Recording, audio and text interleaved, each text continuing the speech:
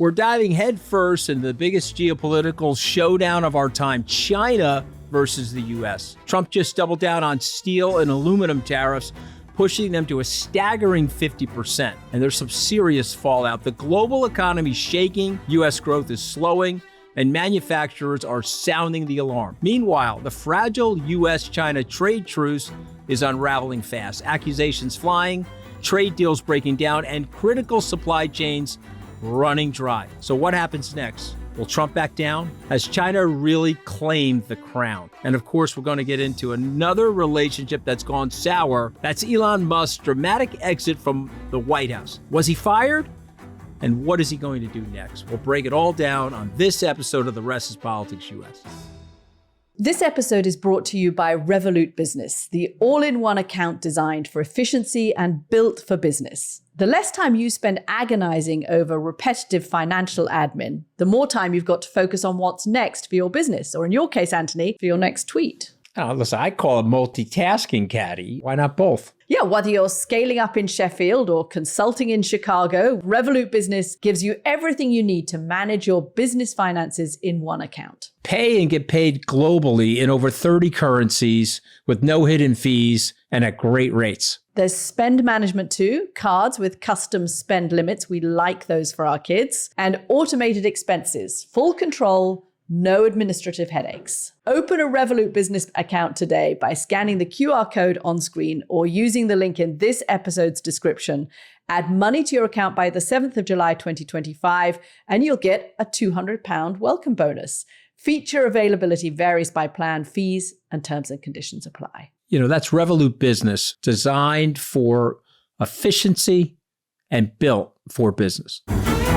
Hello and welcome to The Rest is Politics US with me, Anthony Scaramucci. Today, Caddy K is off, and for those of you that think I've had a falling out with Caddy K, in my mind I haven't, at least. No, I'm just kidding, okay? We love each other. She's phenomenal. She just happens to be on vacation. She's sipping cocktails somewhere in the south of France. She outs me, so I like outing her. But I'm joined by the brilliant host of MSNBC's The 11th Hour. I wish I was in the south of France. You know, Stephanie, I don't even want to tell people how long we know each other because I'm lying about my age, and I hope at this point you're lying about your age. But 100 years. This is a multiple decade relationship, you and I. And listen, no Caddy here today. We miss Caddy, but we've got Stephanie. Welcome to the show.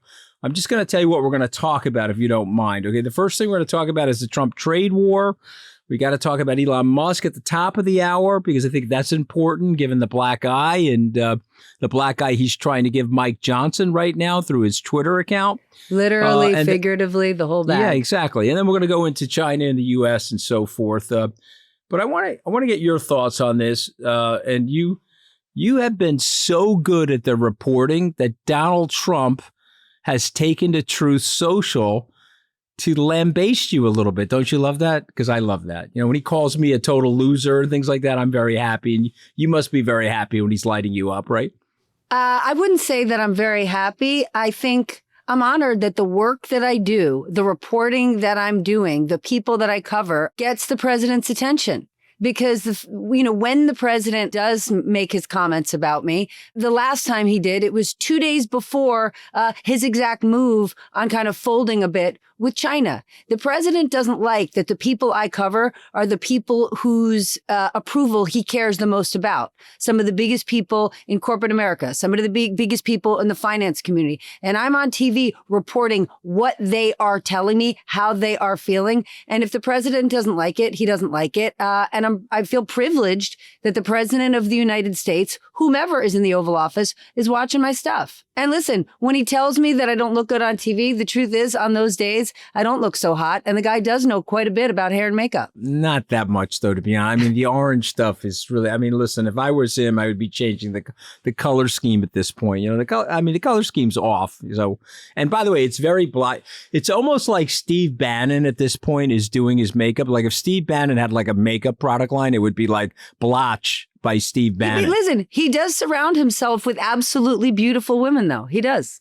Okay, well, there's could be other issues related to that, but I want to kick the gun on the bird here for a second and ask you, did Elon Musk get fired? Ooh. I think he was about to get fired by his biggest investors, right? So we saw Tesla take a nosedive, right? Elon Musk left DC last week, and it was his third failed rocket launch within just a few days of him being back in Austin, Texas. Elon Musk made an enormous investment in Donald Trump's campaign. He then basically moved in with Trump. And it was you, Anthony, who said to me, all of these people going down to Washington are going to get, what did you call it? Potomac fever. Potomac fever. Fever. I had it. That's why I know. They think they know how, we're going to take business and we're going to implement that in government. And Elon Musk had all these big ideas and they simply didn't work. So Elon Musk said he was going to cut $2 trillion. Then he said he was going to cut $1 trillion. Then it was down to $150 billion that we haven't even seen most of the receipts for. And it failed. And while that failed, what he did do was cut tens of thousands of jobs, and people around the country aren't happy about it. So couple that with what Tesla stock is doing, with what his board, I'm sure, is saying to him, with what, according to my reporting, some of his largest investors said to him, and he had to go home. And that's where he is right now. What's interesting is what he's saying now, attacking what Trump calls the big, beautiful bill. We shouldn't be surprised. Elon Musk always wanted to have big cuts. If Elon Musk would have gotten his way, there would have been big cuts to Social Security, Medicare, Medicaid. It was Musk months ago, who I believe it was on a Joe Rogan podcast, said Social Security is a Ponzi scheme. Now, if you and I wanted to say the Social Security system is broken, it is running out of money, it needs to be revisited, people have time for that. But as soon as he said it was a Ponzi scheme, you saw all these Republican lawmakers not condemn him, but like trying to round the edges, trying to solve it. If Elon Musk got his way in Washington, there would have been cuts up to the tune of $2 trillion. So whether he was fired by Trump, whether he was fired by his investors, it didn't work anymore. What did work for him was going to Washington and ensuring that every investigation, every pending regulation, every inspector general that was looking into any of his businesses or their wrongdoing, all of that, poof, seems to have disappeared. And as much pain as he's endured over the last 100 days, I would say it gave him a huge win that he does still have a line into Washington. And all of those things that were giving him serious headaches have managed to disappear. Well, I think he got fired. And I also think they're going to say you could work as an unpaid governmental advisor for 130 days and your time is up. But of course, the president could have extended that if he wanted to. It's not a big deal that he got fired, but I think he got fired. I think his reaction. You could be right. You have more expertise in getting fired by Trump than me. I am. If you dig into the cereal box, at the bottom of the cereal box, there's a Scaramucci decoder ring on Trump firing. Okay, so you just have to twist the knob like 2 times, and there it is. Musk likely got fired. Okay, you're amazing. I think he got fired. And by the way, not that that's a big a deal, but I think he showed that he's pissed off about it, and he sent out a tweet that sent alarm bells through the Republican Party. And by the way, a very honest tweet, because the big beautiful bill is a big horrific bill. And you know this, and I know this, we got to get the trajectory right in terms of what we're spending and what the growth is of the economy if we're ever going to cure our deficits ills. So, but I want to introduce our viewers to your experience, if you don't mind. Started in sales and trading on Wall Street. You were a Bloomberg reporter. For how many years were you a Bloomberg reporter, Steph? I worked in banking for 14 years. I was at Credit Suisse for 6 years. I was at Deutsche Bank for 8 years. I then spent 5 years at Bloomberg Television, and I came over to NBC, MSNBC 6 years ago, never, ever having covered politics. The reason I'm setting you up that way, because I want you to synthesize, given your life experience, the lessons about business leaders going into politics. And people saying, oh, I'm going to treat politics like a business. Does that ever work? No. Now, I'll say, do we need to tighten the screws? Is the spirit of Doge a really good one? Do the American people feel like the government spends too much money? Maybe we have too many agencies. We definitely have too many regulations, and we can tighten things up. Is Washington filled with bureaucrats, some of whom don't necessarily need to be in those roles? Sure. But this idea that I'm going to take this business acumen and take it to Washington just doesn't fly, right? If you take any companies that were in the Dow when the Dow was created, they don't exist today because a business isn't designed for the same reason the government is. A business is designed to optimize profitability. The government is designed to ensure that people are physically safe, socially free, and financially secure. And when I say financially secure, don't lose your mind. Say, what do you mean, government handouts? No, I mean have a safe, regulated banking system to ensure when people put their money in the bank, it will be there when they try to take it out. That is a totally different set of goals than what a business is designed to do. Now, should we put some more razor sharp edges to the way we approach government? Yeah. We have people that are elected officials that are too old. And you want to call me ageist? Go for it. Right? How many companies do not allow people to sit on their corporate boards over a certain age? Many. There's requirements around it. It doesn't make me ageist. And sometimes I think government is so concerned with being careful and inclusive and not possibly offending anyone. There are rules they should put in place. And I'll just make this one point. When I look at really successful people in business and government, a lot of the really successful people in business do their worst things in the first half of their career as they're scratching and clawing and backstabbing their way up. But in the second half of their career, when they've got their life paid for, it's when they do their best work. I think government is the opposite. You've got people that get into government, lawmakers, elected officials with the best of intentions. And then they're on the back nine and they don't have loads and loads of money saved. What they have is power. And what they desperately cannot live without is that power. So they do every possible thing to stay in office when it's not the right thing for them, it's not the right thing for their team, and it's not the right thing for the American people. Right. I mean, it's incredibly well said. I guess with Musk, before we go to another topic, is he going to go back to the Democrats? Like, what happens to Musk? Listen, you can't write off Musk. He's been down and out many times. He's rebuilt himself. He's the richest secular person in the world, meaning he's not Vladimir Putin or the Saudi royal family, where he's taken the money from the country. He is a business person here in the United States, built 2 or 3, I guess 6, if you really think about it, but 2 or 3 major successful businesses. Extraordinarily successful. Right. So what happens to him? Be his brand manager. I want you to play crisis manager. Hello, Elon, are you there? This is Stephanie Ruhle, your new crisis manager, and here's your advice. Go ahead. My goodness, there's none to be had. What is Elon Musk's next move? I feel like he is going to go back to this lane of saying that he's fiercely independent. And he's going to go after things that he cares about. But who knows? He's obviously been burned by the Washington experience. And I would say the unfortunate thing, Anthony, is there's a huge appetite in this country for Doge. There was a lot of people giving him a lot of leeway of like, man, look what that guy created in the private sector. Let's see what he can do in government. And Anthony, imagine if you actually took the spirit of Doge and made it a multi-year project and brought in actual experts. If you went to people who were on the back nine of their career, who were experts in all different fields and said, we've created a task force. We would like you to come in and look at this agency, look at this department, see how we can make it smarter and better.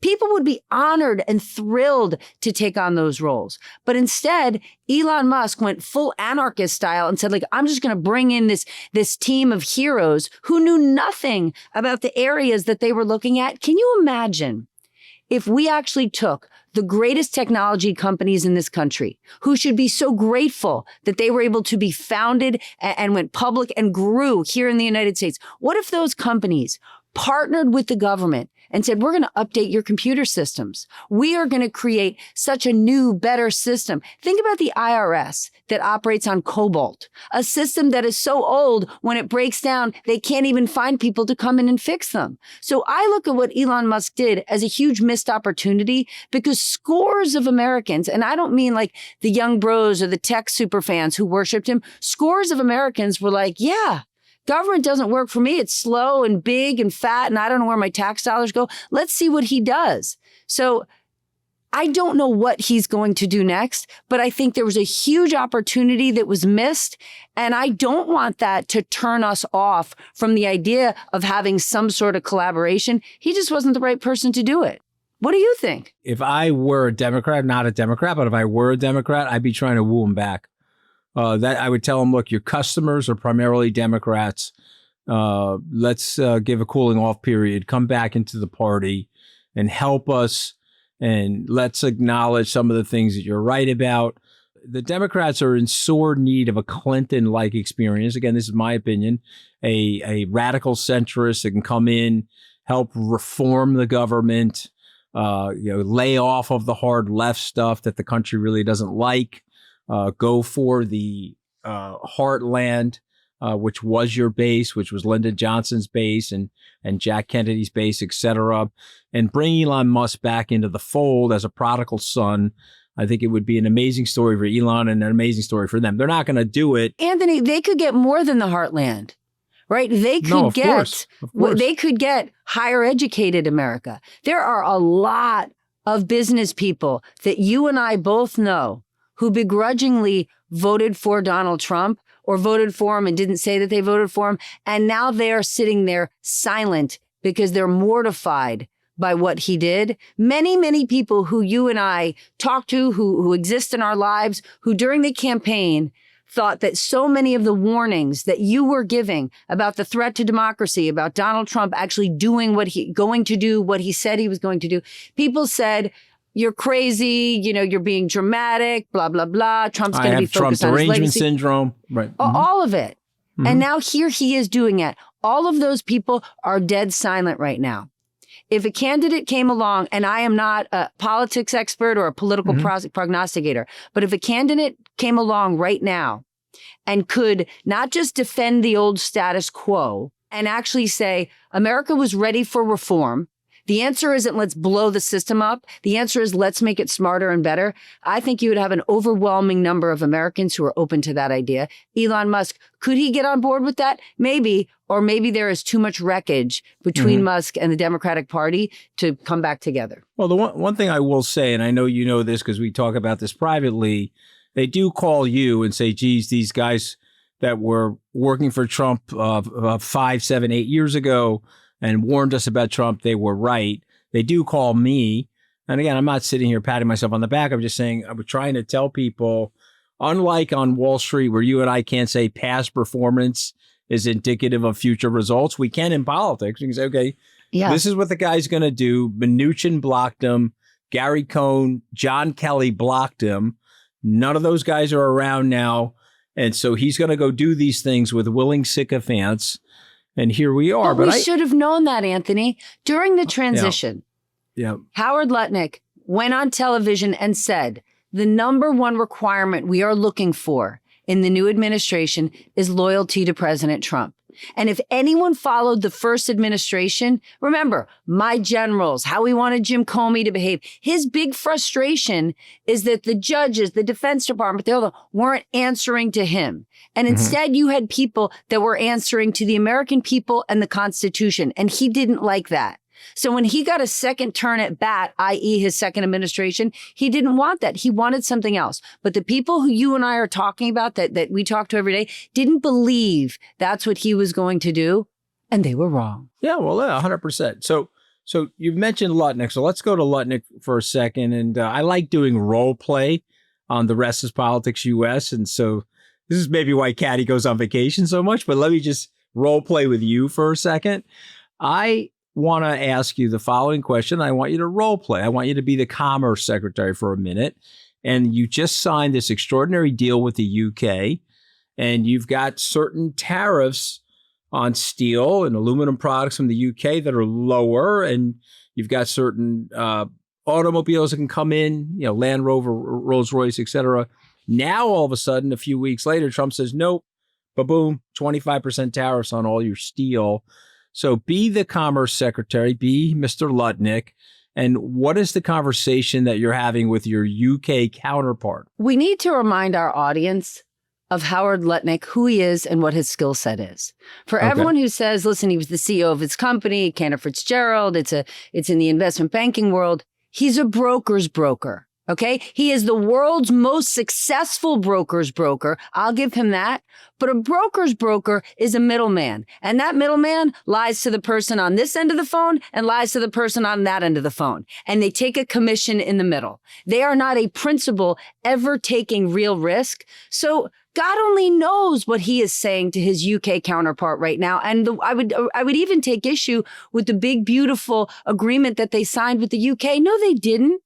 Trump's back was against a wall. Things were looking horrible with every other country. Not a trade deal was happening. All of these countries that were normally our allies are suddenly working on partnerships with China. And on a Wednesday night, when the PM over in the UK was sitting home, eating chips, watching soccer, Trump calls him on the phone and says, hey, let's get a deal together tomorrow.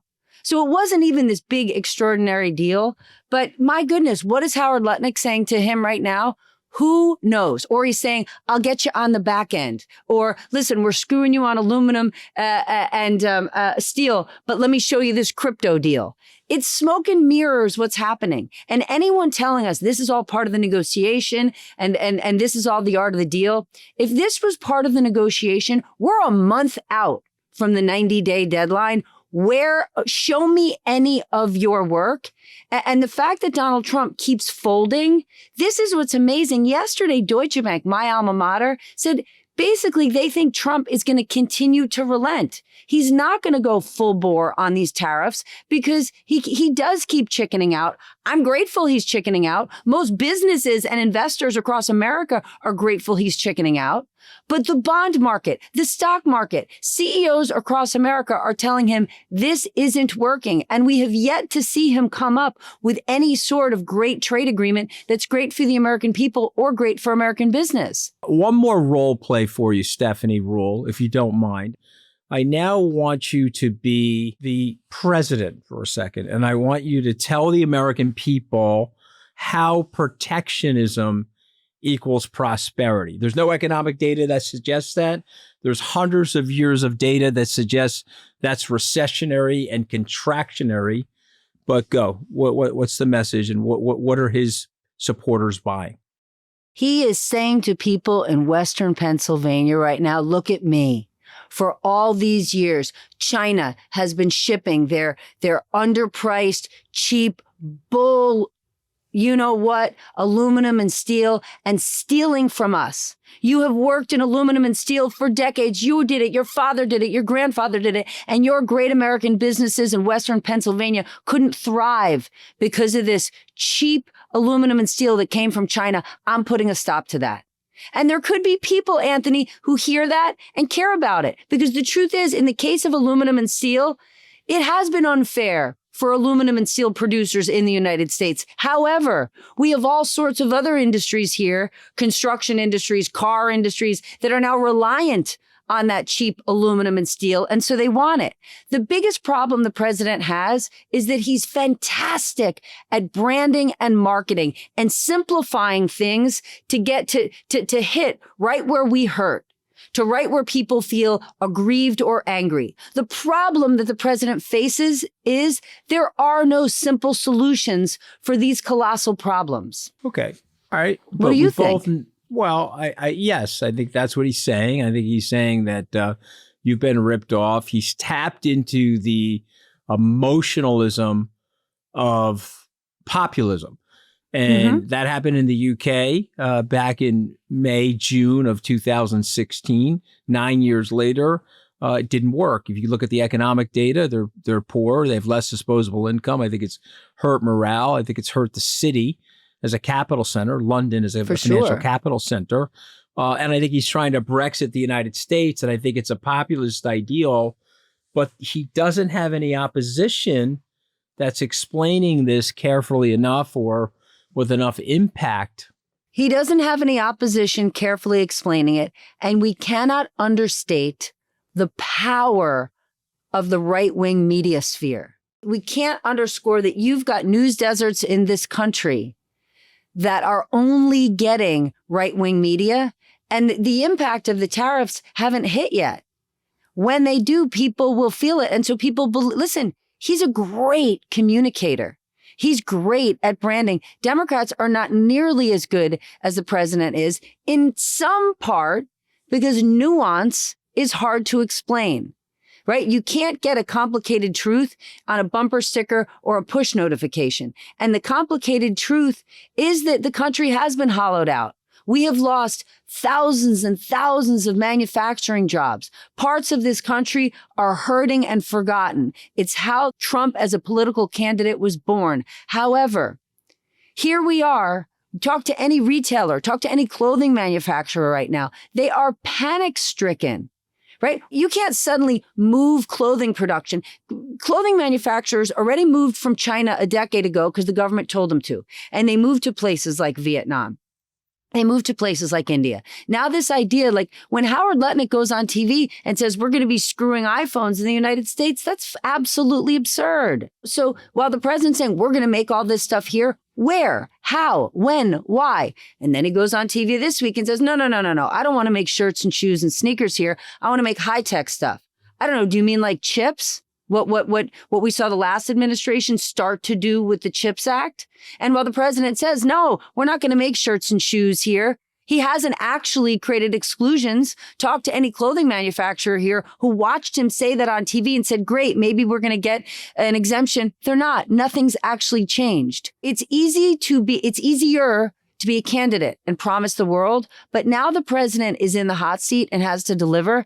And I think it's easier for Howard Lutnick to make these arguments because he's a professional salesman. He's one of the best salesmen out there. It's significantly harder for Scott Bessent to make these arguments because he is a macroeconomic investor. And every time he comes on television and you see his teeth chatter and you see him start to sweat, it's because he knows he's performing for a party of one and has to justify arguments that make absolutely no sense. And he's shivering because he's watching his former peers, competitors, and allies look at him and shake their head saying, we wanted you to get the Treasury Secretary job. We called Trump and said, choose him, not Lutnick, for Treasury Secretary. He's far more qualified for the job. And now he's in that job having to tap dance on TV. Listen, it wasn't a mistake when Scott Bessent earlier this week was talking about China and said, the talks have slowed down with China, but I believe that when Trump speaks to Xi, he's going to solve things. I actually think that is Scott Bessent cleverly trying to pass the buck and take the blame off of himself and saying, I can't do anything with this, but you, Supreme Master Trump, you're going to get it done. So when then Trump has this call with Xi and it doesn't get done, no one can say, what was Scott Bessent doing? He's going to say, well, I gave it to the Grand Master President for him to do. Okay, well said. And you asked me to channel some Howard Lutnick. Please. And, you know him very well. We've got on Wall Street, we have all kinds of special people. No, we got all kinds of nicknames for Howard. It could be Buttlick. There's all different. It could be Coward Buttlick. There's all different types of things that he's now being called on Wall Street. But and by the way, I like Howard, but he's lost the plot and he looks very disingenuous on television. He doesn't listen to my podcast, but if he did, I'd say, dude, cool out. You're embarrassing yourself and your family. Take it chill. You don't even sound like the person that I once knew, and cut it out. You got too much Potomac fever. Take 3 real rational aspirins, right? You need rationality to combat Potomac fever. But that's what I would say to Howard. What if he's laughing at us, though? What if he's making so much money in crypto? What if he's making so much money in the markets that he's laughing at us, Marie Antoinette style? All right. It's just bad karma. What you find when people do this, look at Russia, when you find when people want to get up close to the government and take a funnel and pour economic rent out of the government into their own coffers, it hurts them. It hurts the country. It makes the place weaker. Okay. For me personally, I don't want to live in a barbed wired security compound in some big McMansion while my fellow neighbors are suffering. Okay. It's just very bad public service philosophy to make it about your personal profit. But I want to go to another trade piece, then we'll take a break. But I want to go to another trade piece, and I want you to react to this, okay? And I'm going to be dramatic here, Stephanie Ruhle. It's 2:17 a.m., June the 4th, 2025, 2:17 a.m. Coming in from @RealDonaldTrump on Truth Social. I like President Xi of China, always have, and always will. but he's very tough and he's extremely hard to make a deal with. Okay, react to that. 2:17 a.m. My reaction, SNL season 51. Call Anthony Scaramucci. You have your next person doing an impression of Donald Trump. I mean, what is going on? Dude, Mr. President, what are you doing? Okay, so it turns out even the New York Post, which is our very famous tabloid rag here in New York, has called out Trump. Mr. Trump, look at me. You got no cards. Okay, the Chinese have the cards. They've got the rare earth minerals. You can't build the missiles. You can't build the F-35s without their rare earth minerals. And they stop shipping them to you. So now what do you want to do, sir? Go ahead. Excuse me. What would you like to do? Listen, Anthony, what Donald Trump is a great political performer. But the problem is everyone has said, well, now, the business guy is going to negotiate. Everyone should just bring the actual author of The Art of the Deal on TV every day, all day, and yesterday. There isn't an art of the deal. Donald Trump's greatest success was not in business negotiations. Now, if you are a mid or a high-level New York real estate developer, do you know how to negotiate in a way to stiff your contractor from Queens? Do you know how to underpay the real estate broker you said you were going to give a bigger cut to? Sure, they don't have any leverage. Just like lots of very small countries right now have a lot less leverage with the United States because they need our consumer base. They need all of our companies to buy their products. But China doesn't. And China, listen, don't get me wrong. We are suffering. China is suffering. President Xi is not leaving office. He's in that job for life. And he is very comfortable with his people suffering. That's not the case with the United States. And I do think President Trump has miscalculated the cards he has as it relates to China. And I don't know how he elegantly gets out of this. I actually thought last week, and I had a big source who's relatively close to Scott Bessent, when the court last week called Trump's tariffs illegal, a source said to me, oh my gosh, Scott Bessent is in his house in D.C. on his knees praying to God saying, thank you. This is the elegant exit that will save us from this tariff war. Because Trump can say, I wanted to do it. I wanted to do it for the American people. I wanted to do it for the American worker, but the court system stopped me. I should have more power. I should be able to do this, but I couldn't. This stinks. That would have been his way to get out of this, to say to his base, I was going to do the tariffs. I wasn't lying about it. That's what I wanted to do. They wouldn't let me. I can't stand this division of power. But instead, he's doubling, tripling, quadrupling down on the tariffs. And that's what's interesting about, this taco nickname. Everybody's laughing at Trump and that, Trump always chickens out. But big investors I speak to don't want anyone saying taco. Because they don't want, even though they believe it, they don't want Trump backed into a corner, embarrassed and lashing out and putting more tariffs and getting more aggressive. They want him to be as calm as possible, and they want him to be looking for an exit strategy. And so far, with a tweet, with a Truth Social post at 2:17 a.m., come on now. That's not a good move for a poker player, a business leader, a lawmaker, or a boyfriend. You got the boyfriend in there. I was impressed with that. Listen, when your boyfriend's texting you at 2:17, something that makes no sense, you got problems in that relationship. Yeah, I think so. I definitely think so. So listen, I'll just say this to you about taco. It's taco always, and it's taco anytime. And no matter what happens, it's always going to be taco. He's going to chicken out. He just has to. Even if you say taco, taco, taco, taco to his face 27 times really fast, he's still going to chicken out. We're going to have a break right now, and then we're going to talk about China and the United States. Who is the bigger superpower globally today? We come right back from the break. This episode is brought to you by NordVPN. Now, Caddy, I would love for you to sell NordVPN to me. I don't need to because NordVPN kind of sells itself. You are wasted in journalism. You should have been on Wall Street. But I really am not kidding. I do use NordVPN and it's a no-brainer. It's very easy. You just connect with one click. NordVPN protects your privacy and your privacy and your sensitive data while you're online. It has services in 118 countries, so you can also change your virtual location as easily as Anthony can think of a coffee and one magically appears in front of him. Yeah, you see that? Made for me this morning, by the way. Okay, listen. Listeners of this show, you can get an exclusive NordVPN deal by going to nordvpn.com/tripus. It's risk-free with Nord's 30-day money-back guarantee. The link is in the episode's description box. We are both users and huge fans. Thank you, NordVPN. We are back from the break. This is Rest is Politics US. It's Anthony Scaramucci. I'm joined by Stephanie Ruhle, the host of the 11th Hour on MSNBC. She's filling in for Katty K. Stephanie, you're in Fuego today. So I got to ask you the big question. Who's a bigger superpower?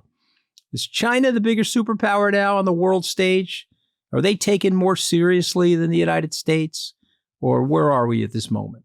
Listen, I'm never betting against the United States of America. We're at a very difficult time that I think that we have lost a great deal of credibility with President Trump in the White House on the world stage, with how he's approaching foreign policy, with how he's approaching trade, with really the United States just standing by our word and being a dependable partner, right? One of the reasons people always want to do business with the United States is because we respect the rule of law.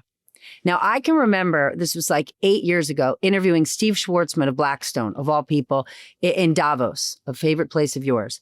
And I remember asking him about doing business in Russia. And he said, we don't do business in Russia. We don't do business anywhere where we can't trust the rule of law. Well, that is how people are now looking at the United States, right? For years and years, you would do business here because you trusted how the government worked. At no point does the government walk in and say, I'm going to take that business from you. This isn't going to work anymore. So are we still extraordinarily powerful? Sure. But the things that are happening over the last 135 days are hurting us on the world stage. And China is quietly amassing more power, whether they are putting together trade deals with other countries or if they're stepping in where USAID walked away, right? For everybody who thought that USAID was just this do good, feel good, let's help starving kids in Africa. There's scores of people who would say, like, why are we giving money to poor people in other countries when we've got poor people in the United States? Because it's about strategic soft power. It's about ensuring that all of those countries understand the importance of Western democracies, that are our allies when they want and need them to be.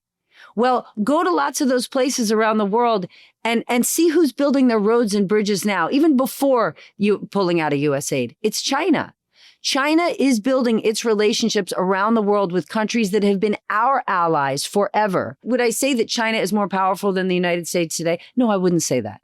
I mean, I love our country. I root for our country. I believe in our country today as much as I ever have. But make no mistake, China is getting more powerful and more strategic while we are putting on a show with no consistency. Everything that you said, I do agree with. I guess what I'm astonished by is that there are other leaders in the American government. There are 3 separate articles of the Constitution, and there is a Senate and the House of Representatives, and there are state governmental officials, and we have this wonderful decentralized government and fairly free country. And I'm just wondering why no one in the political leadership is saying, whoa, I'm sorry, I have to stand up to this. You know, my name is John Thune. I'm the Senate Majority Leader. As you were saying this, my whole body was going, John Thune, John Thune, John Thune. Where are you? Where are you, John Thune? Yeah. What is he doing? You know, I mean, so he's the new Kevin McCarthy, right? Because he doesn't want to stand up to this. And Thune tells his buddies, because, you know, I still give money to some of these senators, and they say, oh, we got to wait for the big one. We can't do anything right now. We dislike Donald Trump, but we're so afraid of him politically. We've got to wait for the midterms to expire before we can assert ourselves. And this is the reason why when John Kennedy wrote the book Profiles in Courage about people jumping the line in their party or crossing party lines to do the right thing for the country, the journalist said, Senator Kennedy, this is a very thin book. He says, yeah, man, if I was writing Profiles in Cowardice, it would have been the phone book, right? I mean, it's like a little tiny thin book because nobody's willing to do this shit, right? I keep hearing the exact same thing, Anthony. I keep hearing from sort of big Wall Street investors, the kind of guys who are the kind of guys who are giving no labels tons of money. They keep saying, just wait, John Thune is going to step up, step in. You know, he's the rational one. He's not going to stand for this. And I'm anxiously waiting, but fortunately not holding my breath. Let me ask you this. Play President Xi for a second. You're President Xi. You've got the control of your party.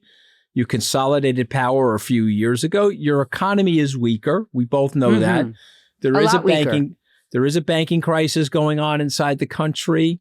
There are a lot of hollowed out buildings. There's a little bit of pain in their middle class community. Hollowed out cities. Hollowed out cities. There's an urbanization problem now. And you're him, and you want to last, like you said, these guys were here for 5,000 years. They're going to be here 5,000 years from now. And so they're going to outweight these people. And they know they have generations of people that have memory of starving themselves in the Great Cultural Revolution. So they can take more pain than a Western population. So go ahead, play Xi. How do you play Donald Trump, and how do you position yourself globally? I mean, I think he has two options, right? Nobody wins in a trade war. People die, everybody's bleeding, figuratively. Who knows? When she speaks to Trump, the White House press secretary keeps saying it's coming very soon.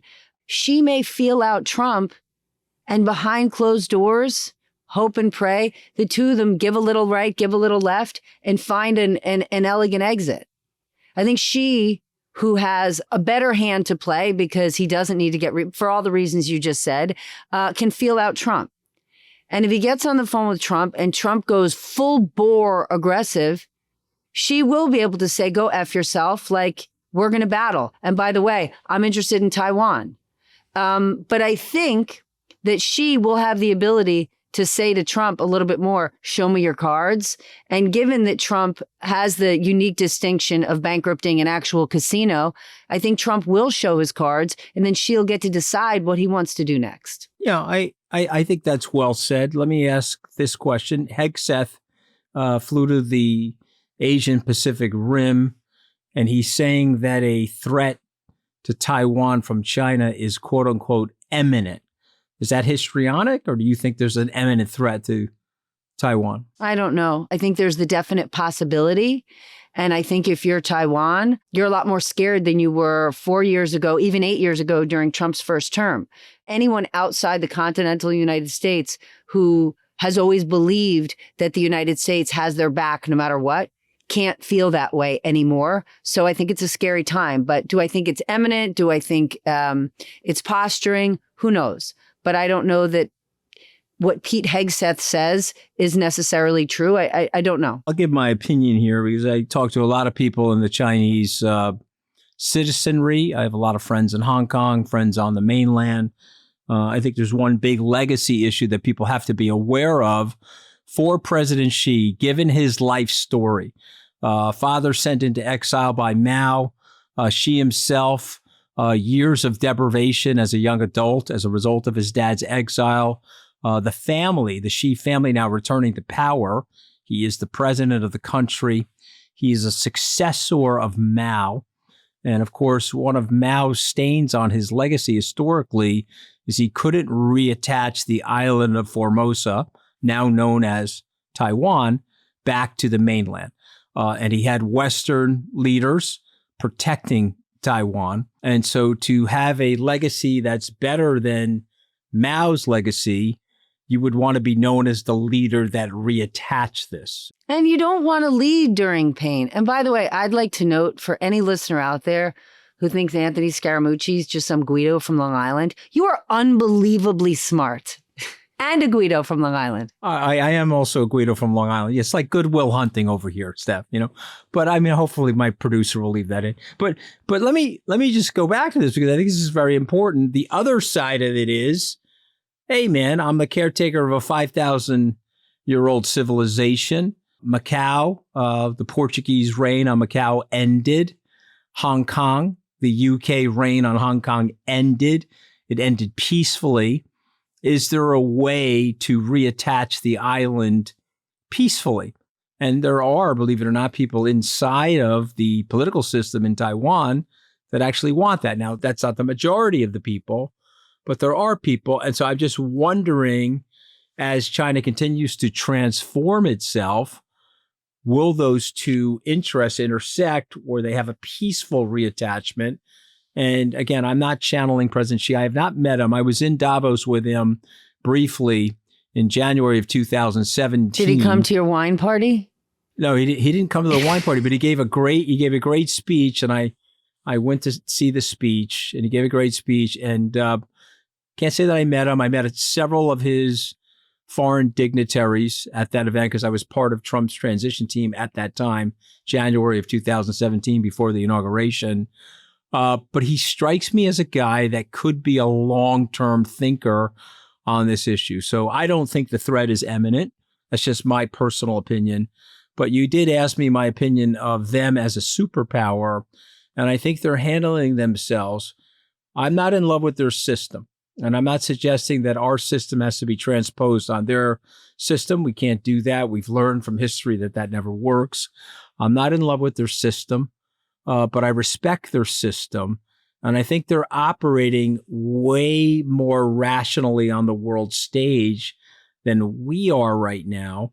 And I'm just wondering why our political leadership away from Donald Trump, he's a person of one, why we're allowing him to control this symphony at a time in American history where we really shouldn't be doing that. We need to sort of restate our vision and reposition ourselves. And you see that Trump does silence people, right? I can tell you in the last 3 months, I have more sources that are high level, super successful business guys who in any other time would be publicly speaking their views on domestic policy, on foreign policy, on the White House. And they have more opinions than ever. And I assure you, they want those opinions out there, but they don't want their name or their brand attached to it because they are afraid of the wrath of Trump.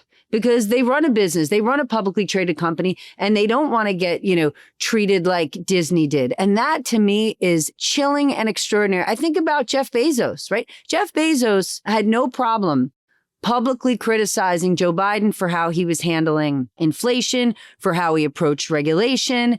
Jeff Bezos was happy to comment on all of that.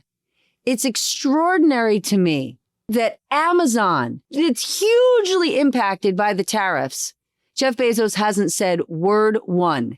The only thing that we've heard was that one single morning where there was that, I think it was Axios reporting that Amazon was about to list on their website, the price of an item and then the increased price of the item because of the tariff. The only thing we heard was that Trump was so upset, he called Jeff Bezos and they said, oh, fake news, it's not happening. It's amazing to me that so many massive stakeholders in the political arena and in the business world who are getting hurt by his policies, are concerned by his policies, know the risks that lie ahead, are not publicly speaking because they don't want to deal with his wrath. And I think they're undervaluing what his wrath and what his policies will do to our future. I mean, incredibly well said, but let me push back for a second, get you to respond to it. So the law firms cave.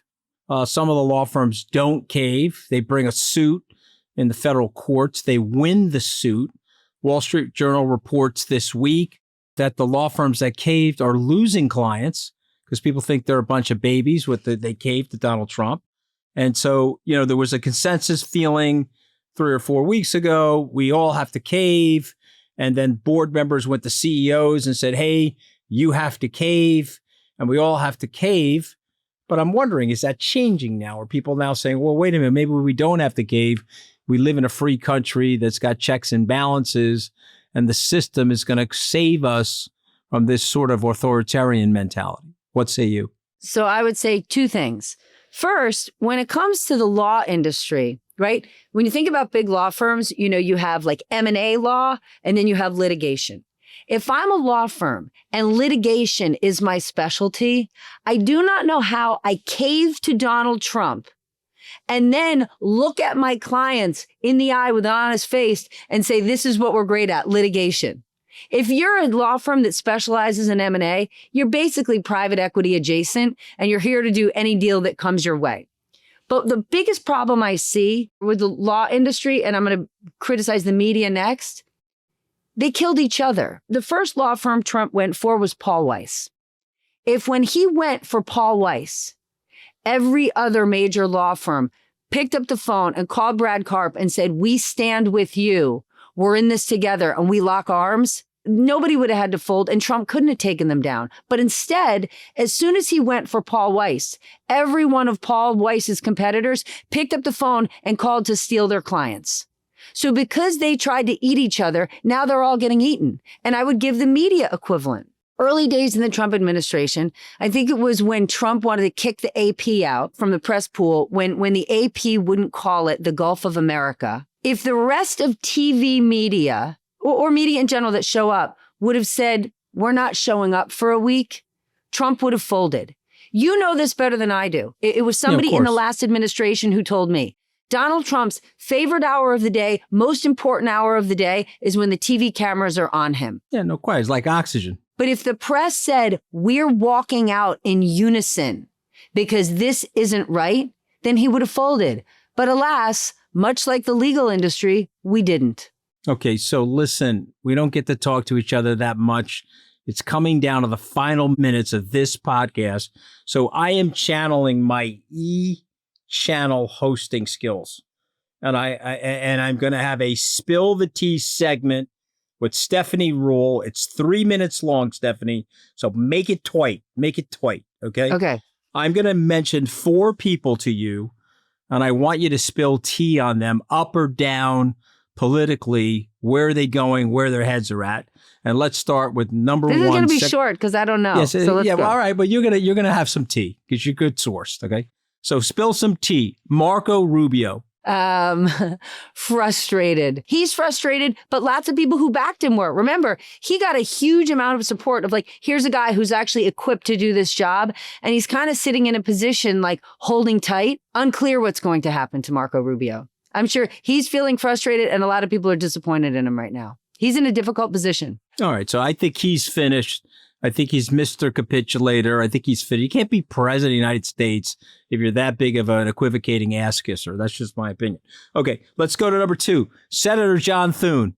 Spill tea. He has lots of big money backers who would give him even more money right now if he would actually stand up and say, this is who the Republican Party is, and give them a chance to break into their George Bush era and find their lane. When and if he's going to do it, unclear. I'm waiting for it, but I'm not holding my breath. Profiles in cowardice. I think he's also finished. Okay, let's go to Scott Bessent, Secretary of Treasury.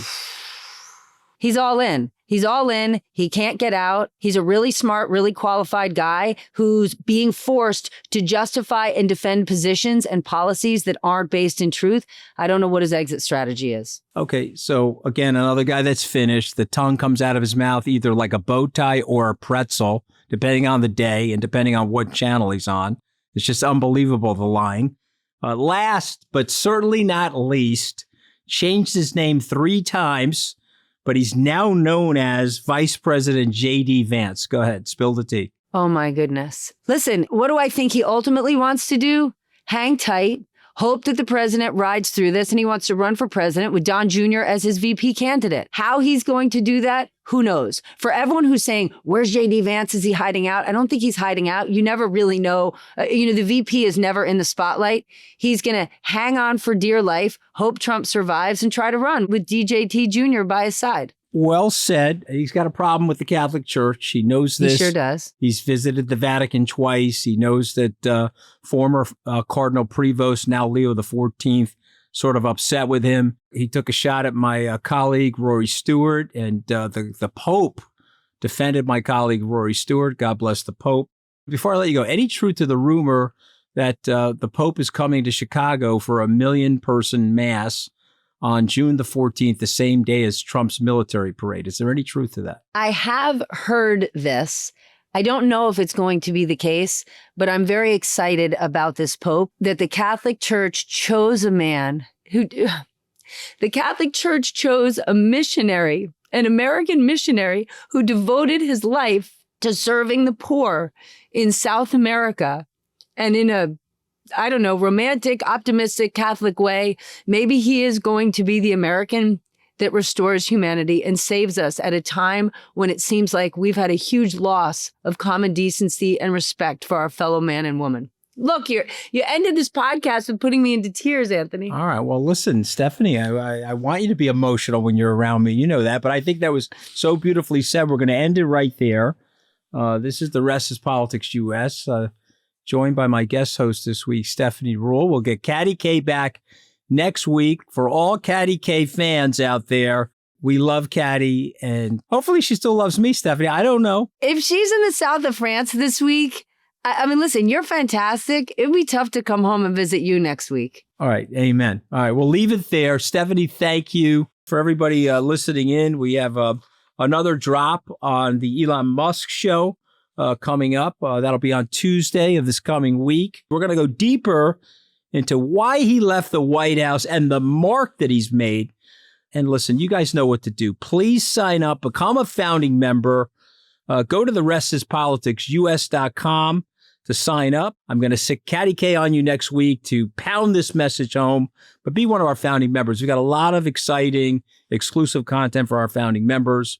And if I still haven't convinced you, you can get this first episode of the series completely free.